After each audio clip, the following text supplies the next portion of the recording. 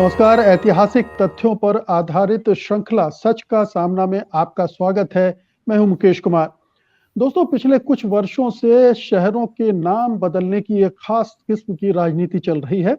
खास तौर पर ऐसे शहरों के नाम बदलने की कोशिशें की जा रही हैं जिनका ताल्लुक किसी मुस्लिम बादशाह से रहा हो, मुगल बादशाह से रहा हो, या फिर उनके नामों में कहीं से इस्लामियत का रंग झलकता हो। यही वजह है कि इलाहाबाद का नाम बदलकर प्रयागराज कर दिया गया था। मुगल सराय का नाम बदलकर दीनदयाल उपाध्याय नगर कर दिया गया था। और अब इन ताकतों के निशाने पर हैदराबाद शहर है। वो हैदराबाद का नाम बदलकर भाग्यनगर कर देना चाहते हैं और उनके पास इसके लिए कुछ तर्क भी हैं। लेकिन उन तर्क की ऐतिहासिक और पुरातात्विक कोई पुष्टि है, कोई उसका आधार है क्या? आइए इसको समझते हैं जाने माने सामाजिक कार्यकर्ता और इतिहास के जानकार प्रोफेसर राम पुनियानी से। प्रोफेसर पुनियानी, कार्यक्रम में आपका स्वागत है। धन्यवाद। मैं चाहता हूं ये जो पूरा विवाद है इसको आप थोड़ा सा स्पष्ट करें। पहले ये जी। भाग्यनगर क्यों नाम रखना चाहते हैं? क्या कोई संबंध है इस नाम का हैदराबाद से? हैदराबाद शहर कैसे बना, किसने बनाया, और क्यों इसको लेकर ये राजनीति चल रही? जी, देखिए, वैसे आपने तो स्पष्ट किया कि इनका एक जो प्रोग्राम एजेंडा है कि वो जहाँ भी यहाँ भी जो इस्लाम, मुसलमानों के जो प्रतीक हैं, उनको बदला जाए जहाँ तक हो सके। और उसी सिलसिले में हैदराबाद के बारे में भी कुछ सालों से सुनने में आ रहा है। और यहाँ का मामला थोड़ा-सा ज़्यादा अजीबो-गरीब है, क्योंकि जो भाग्यनगर के बारे में ये कह रहे हैं, उसके बारे में ज़्यादा उल्लेख इतिहास में कहीं मिलता ही नहीं है। एक कोई सज्जन थे जिन्होंने एक भागमती नाम की महिला को कुली कुतुब शाह की पत्नी पत्नी कहना तो बहुत बड़ी बात होगी, या प्रेमिका, या उससे भी खराब शब्द का इस्तेमाल करके उन्होंने उसके बारे में कहा। और उन्होंने कहा कि ये शहर उन्होंने बनाया तो पहले उन्होंने नाम भागनगर रखा, बाद में हैदराबाद कर दिया। उनके खुद के बयान से भी ये बात है। तो वैसे भाग्यनगर शब्द में एक नज़दीक का एक और शब्द आता है, और वो एक लेखक ने इस्तेमाल किया था उसका। उनका नाम था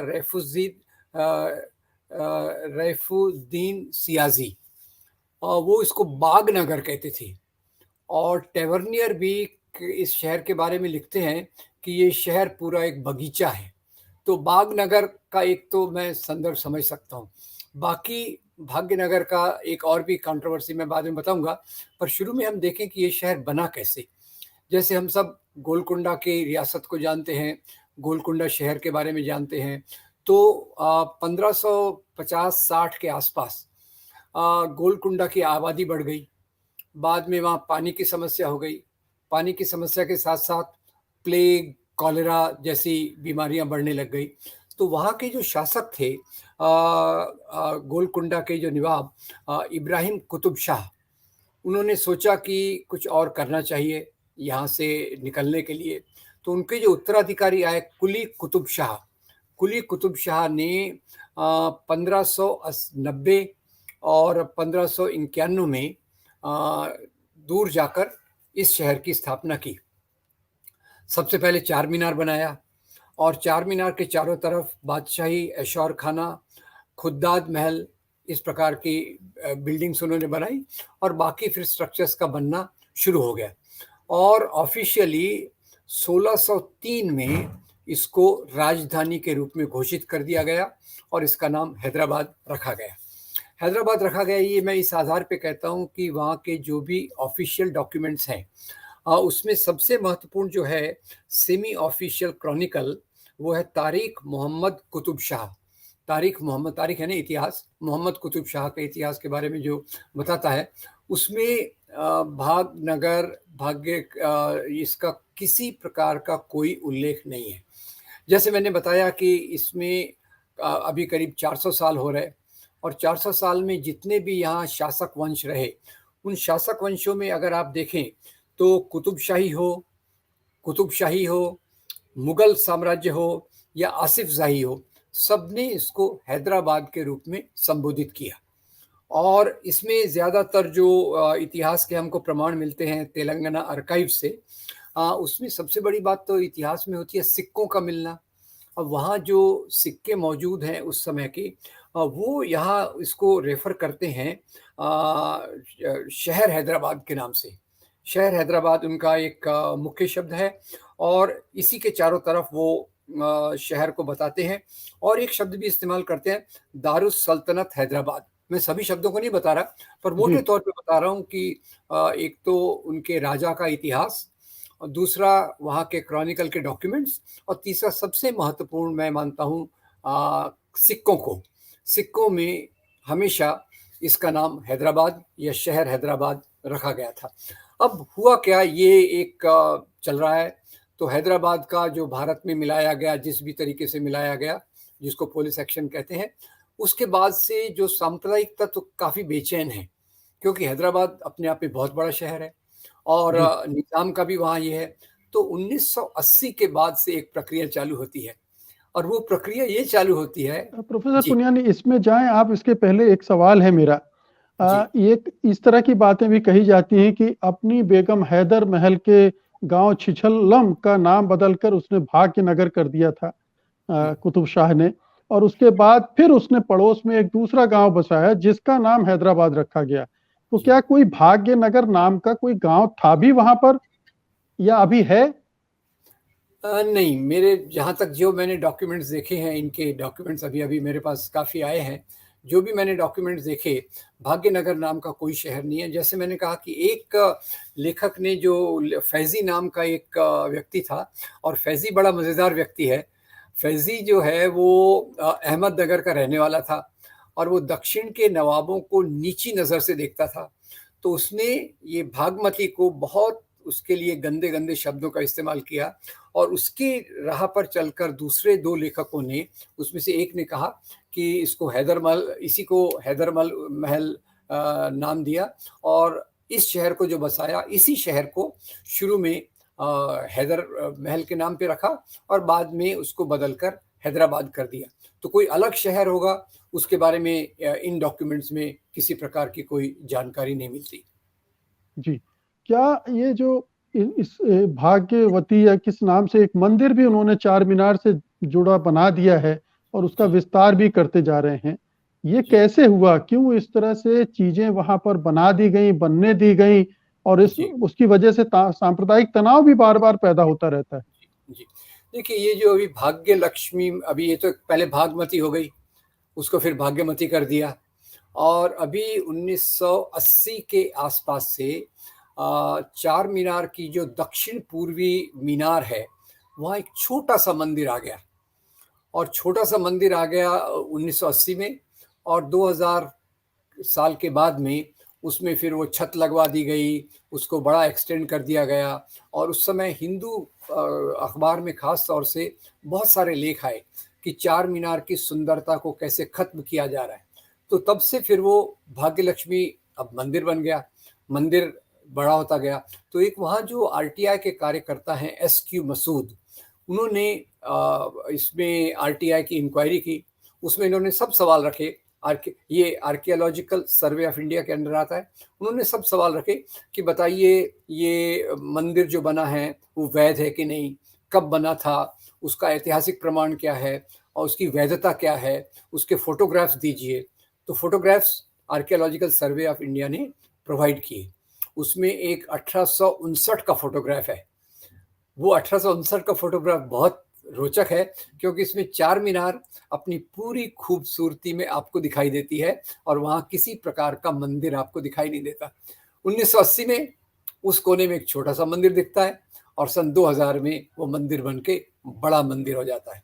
और मैं खुद का भी अनुभव बता दूँ कि काफ़ी सालों पहले मेरे ख़्याल से 1980 की शुरुआत में मैं गया हूँगा, 1980 के दशक के शुरुआत में, तो मैंने भी वहाँ किसी प्रकार का मंदिर नहीं देखा। मुख्य रूप से जो आकर्षण रहता है परिवार को चार मीनार की मस्जिद देखने का, उसी आधार पे हम गए। हम और किसी प्रकार के मंदिर की कोई बात सुनी नहीं और अभी वहाँ जब जाता हूँ, तो वो कई लोग कहते हैं कि हाँ, भाग्य लक्ष्मी का मंदिर है, उसको मानने वाले बहुत लोग हैं, वगैरह-वगैरह। तो ये जो मसूद की जो आरटीआई इंक्वायरी है, वो बहुत महत्वपूर्ण है, क्योंकि उसमें तो एक फ़ोटो आते हैं 1959 में मंदिर नहीं है, 1980 में छोटा मंदिर आ गया, 2010 में मंदिर भव्य मंदिर हो गया। और उसके बाद से ये जो हिंदू राष्ट्रवादी ताकतें उसको भाग्यनगर अपने कॉरेस्पॉन्डेंस में भाग्यनगर कहने लगी। थोड़ा सा इसको और समझने के लिए, उनकी चाल को समझने के लिए थोड़ा सा हम ये भी देखें कि उनकी ये चाल हर जगह है। जैसे भी अहमदाबाद है, अहमदाबाद इतना महत्वपूर्ण शहर है, कई चीज़ों के कारण उसकी सुंदरता है, बाकी चीज़ों के लिए इम्पोर्टेंस है, तो उसको भी वो अहमदाबाद करके अपने डॉक्यूमेंट्स में संबोधित नहीं करते, उसको वो कर्णावती कहते हैं, और वो जानबूझ के कर्णावती कहते हैं। तो उसी तर्ज पे यहाँ किसी चीज़ को बनाया गया। मेरे ख्याल से तो भागमती का तो खैर जैसे आपने देखा बहुत सारे अकाउंट्स हैं, और जो ज़्यादा ऑफिशियल अकाउंट्स हैं, अब इतिहास में ये भी है ना, आपको देखना पड़ेगा कौन सा ज़्यादा जेन्युइन अकाउंट है, कौन सा। जो मैंने फैजी का आपको वर्णन दिया, जिसने भागमती को बहुत गंदे रूप में प्रस्तुत किया, उसको मैं उन शब्दों को दोहराना नहीं चाहता कि भाई वो राजा की प्रेमिका से भी बदतर उसने उसको बताया। तो वो कभी हैदराबाद गया नहीं था, ये उसने जो सुनी सुनाई बातें थी उसके आधार पे कहानी गढ़ी, और उस कहानी के आधार पे बाद में 2-3 लेखकों ने उसको भाग्यनगर था, पर उसमें एक लेखक ने ईमानदारी से कहा कि पहले उसका नाम भाग्यनगर पे रखा गया, पर बाद में बदल के हैदराबाद कर दिया गया। और एक और बात बताना चाहता हूँ कि इसका नाम हैदराबाद क्यों रखा गया होगा, क्योंकि हैदर जो नाम है वो अली का दूसरा नाम है, और जो शैव लोग हैं वो अली को बहुत मानते हैं, तो उससे एक लॉजिक समझ में आता है कि इसका नाम हैदराबाद क्यों हुआ होगा। जो ये मतलब जो वहाँ का राजा था कुली कुतुब शाह, तो वो शैव अली को मानते हैं, अली का दूसरा नाम शैव या शिया? नहीं, हाँ शिया, सॉरी शिया, सॉरी शिया। देखिए कितना कंफ्यूजन है मेरे दिमाग में, एकता की इतनी भावनाएं हैं कि शैव भी शिया हो जाता है, मुझे उसमें कोई एतराज नहीं है। तो खैर, तो ये जो वो शिया था वो अली को मानते हैं, और अली का दूसरा नाम हैदर है, तो वहाँ से हैदराबाद हो गया। और 400 साल के करीब से हैदराबाद शब्द प्रचलित है और उसी नाम से जाना जाता है।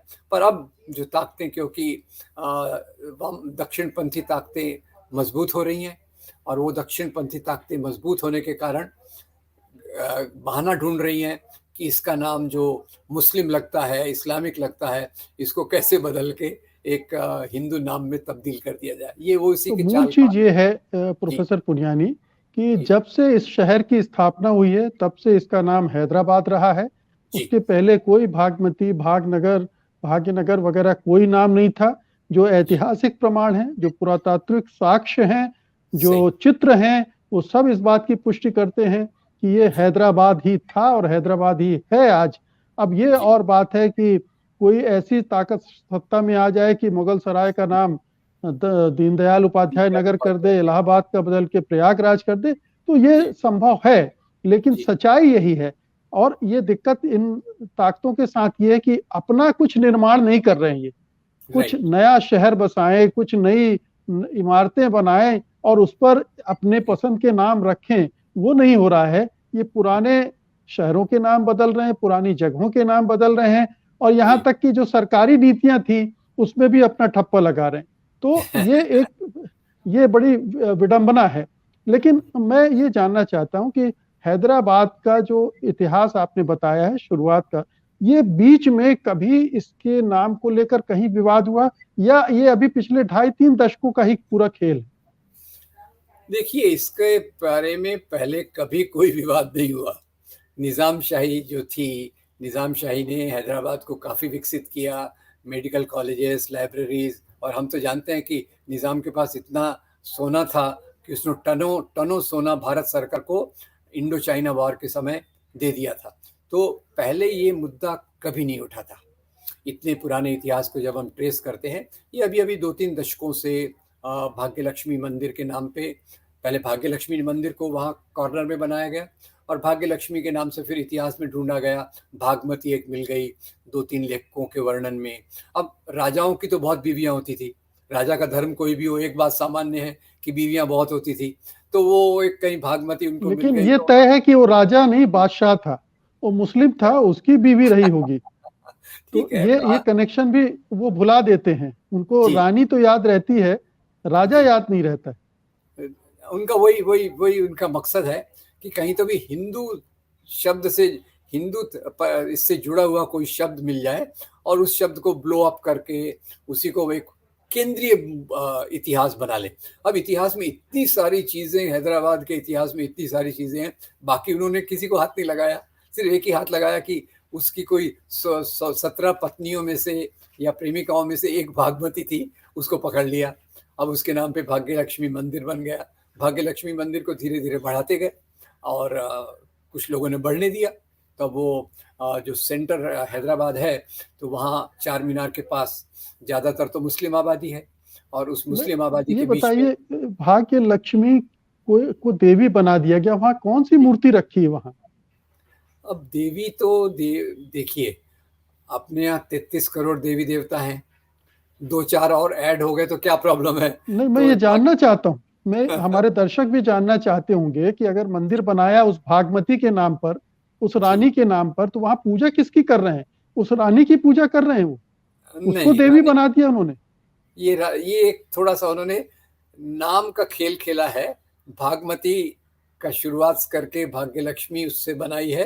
तो ये जैसे जय संतोषी माता बनी वो फिल्म के बाद, वैसे भागमती भाग्य लक्ष्मी भी अभी बनी है। तो वो किस प्रकार की देवी, कोई ऐसा कोई आपको क्लासिकल चित्र तो मिलेगा नहीं कि देवी ऐसी ही दिखती थी।